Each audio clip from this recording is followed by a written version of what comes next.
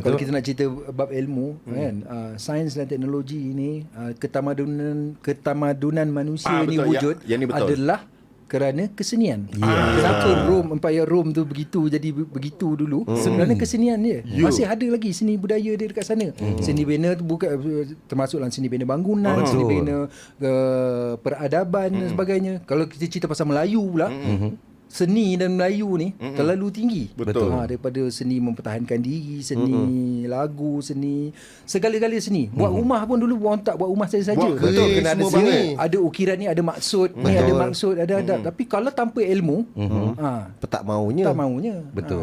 Dahsyat lah abang bab sejarah abang. Tapi itulah kalau kita nak cerita dia macam ni, kalau kita nak bertekak dengan orang yang tidak berlandaskan ilmu, maknanya kita macam Fizi kata, lah. kita dah sama dengan dia. Satu level lah. Satu level. Jadi buat apa kita nak letakkan dia? Yang penting jangan layan. Kita tahu lah ni dia je. Kalau kita tak layan, dia tak dapat highlight, benda tu pun tak ke mana. Tapi Betul kalau lah. kita bagi dia highlight, dah mulalah. Itu akan jadi perdebatan dan dia dapat kredit. Ya. Itu pada saya lah. Betul lah abang. Kalau abang jumpa dia depan-depan, apa abang akan buat? Saya cium dia. Wow, not fighter. Jadi abang setujulah untuk menjadi orang seni yang baik, orang seni yang bagus harus ada pelajaran. Sebenarnya bukan orang seni saja. Untuk menjadi manusia yang baik, kita perlu ada pelajaran ilmu.